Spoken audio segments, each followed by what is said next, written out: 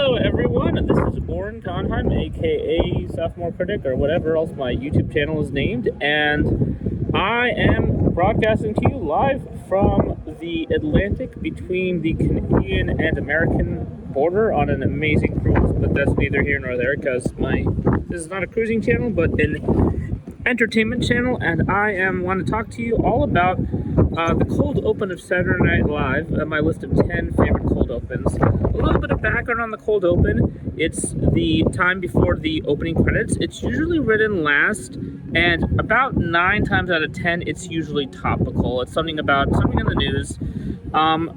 It's usually not particularly original. They usually just riff off what happened usually in the executive office or the Senate, and just pick some of their, usually the president or someone of such magnitude, and just exaggerate their comic attributes.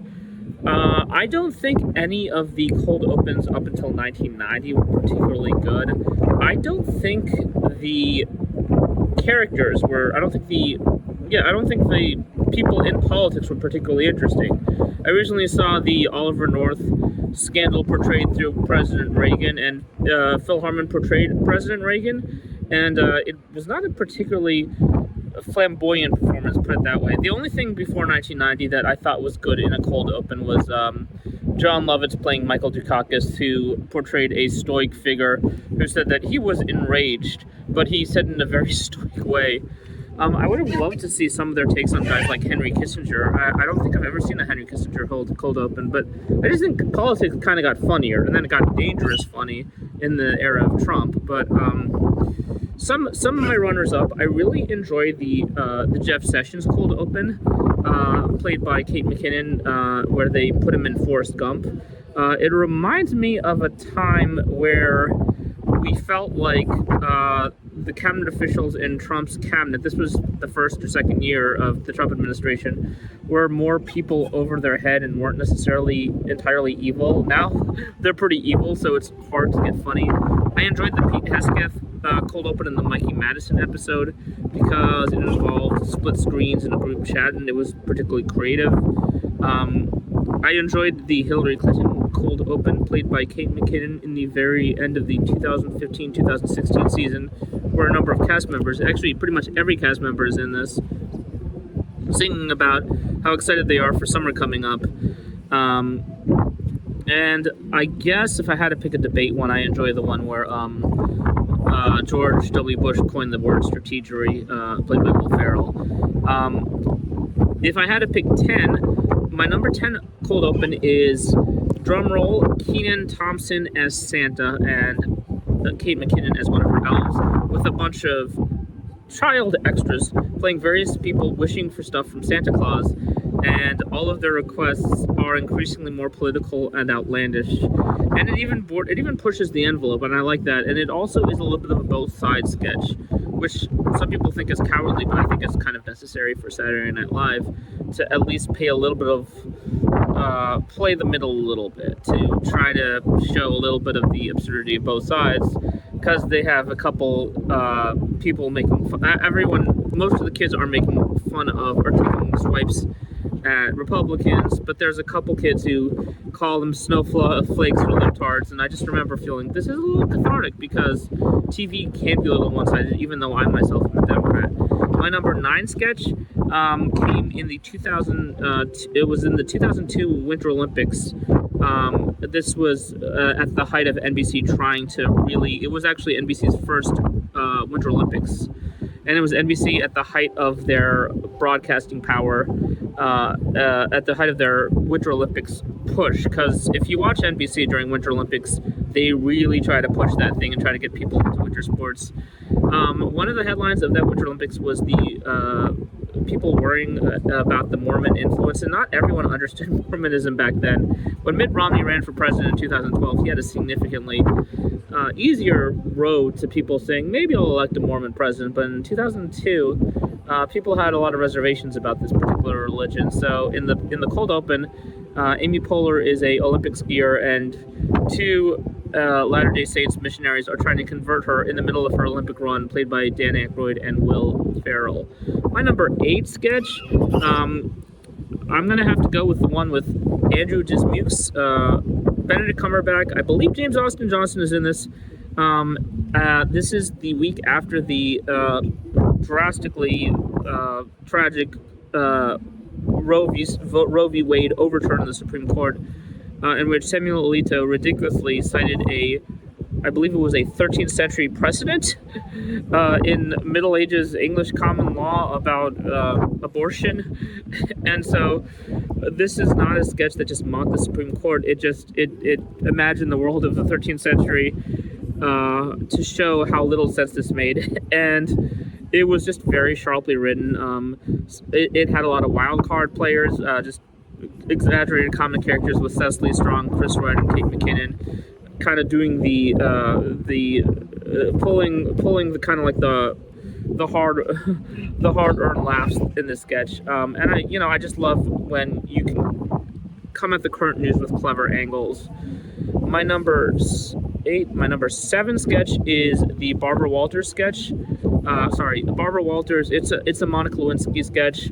Monica Lewinsky was a humongous hit, so that was in terms of Saturday Night Live, and I'll get to that at number 2, I believe, or 3, I don't remember, but this was the where Barbara Walters is in bed listening to news about the Monica Lewinsky report, which was very sexual, and she calls up various friends to see if they want to engage in phone sex with her. She starts with Tom Brokaw, played by Chris Parnell, then Sean Connery, who's fresh off his hit run on Celebrity Jeopardy, played by Daryl Hammond, and then she ends up with Anna Gasteyer as Hillary Clinton, who I think had the best Hillary Clinton in my opinion.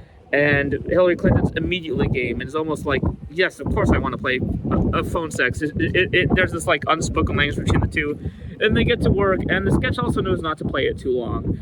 They only do like maybe a line or two of role playing before they just get to the live from New York Saturday Night Live line. My number 6 sketch, again, I do think that politics, and maybe it was the 24-hour news cycle, being able to pluck out certain politicians and feature them on the front page, like Rob Ford from Toronto is an example of this.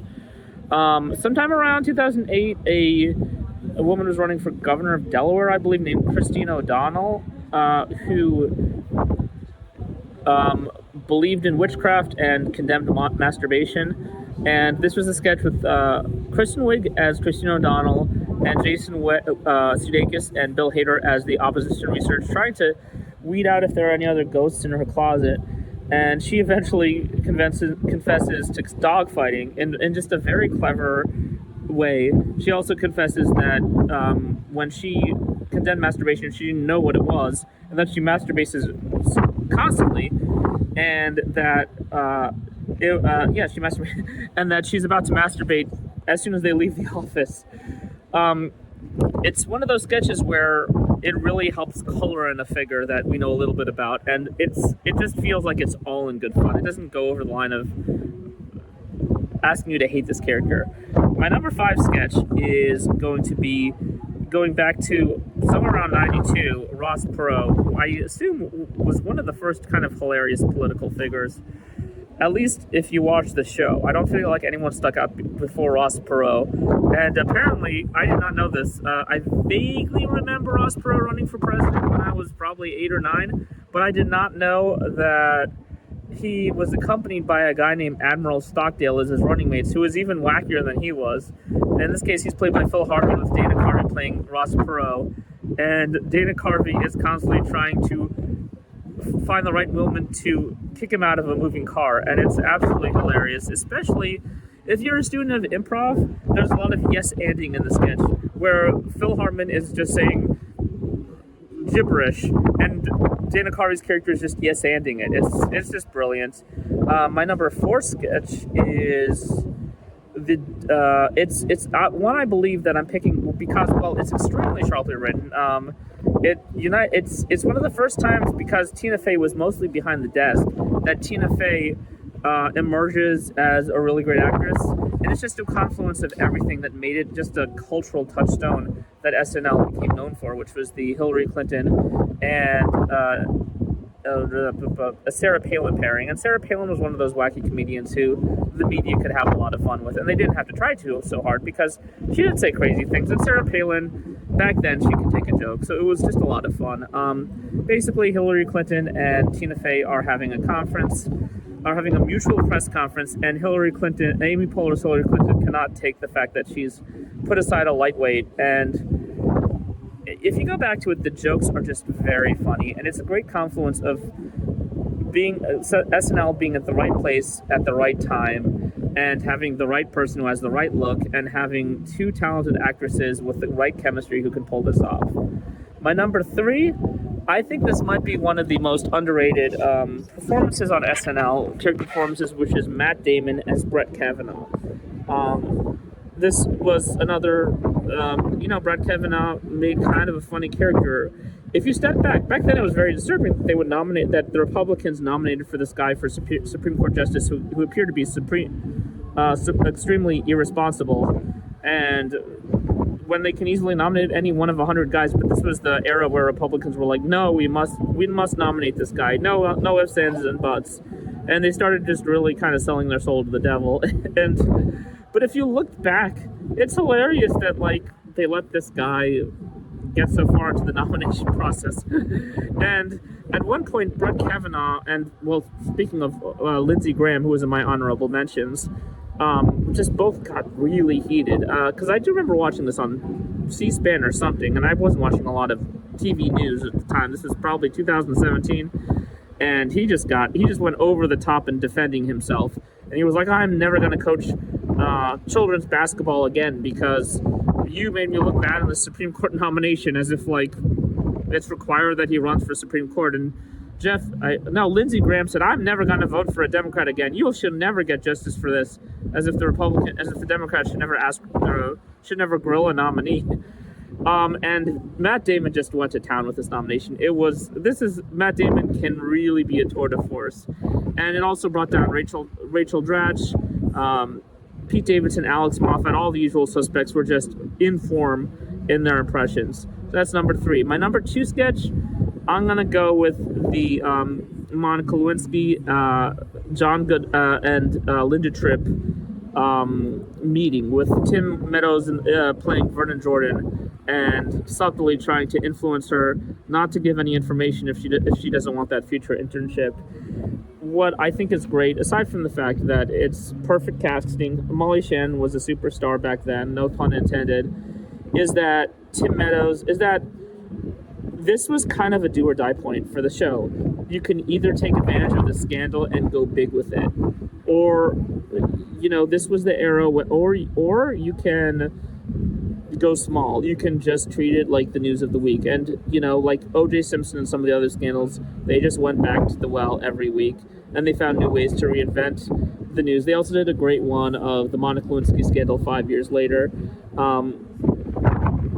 But this was a time where the 24/7 news cycle was intensifying scandals into full-blown sort of a moral paranoia, and they just went with it. And I don't think Monica Lewinsky liked it. Hopefully she laughed wherever she was. I mean, she became a much more sympathetic figure later in life. But let's go to the number 1 sketch, which is gonna be Steve Martin. This is the only non-political sketch here, but this is a sketch that involves the entire cast of the 91-92 season, which, despite the fact that I interviewed someone from the cast, so that makes me like it, but I think it's the best cast from top to bottom. Even Betsy Cahill, who's at the bottom, she was awesome. So, and they were all in unison in this sketch, just dancing and singing, with the idea that Steve Martin is not going to phone it in tonight. It has a oneer of a shot, which is an unbroken tracking shot. Lorne Michaels sings opera in the sketch. It just feels theatrical in a way that SNL normally doesn't try to do. And it's not political, but it's great. So that's my top 10 sketches. I'm so thrilled that I finally got to make some content while I'm on my cruise, and have a happy day, all you land lovers out there.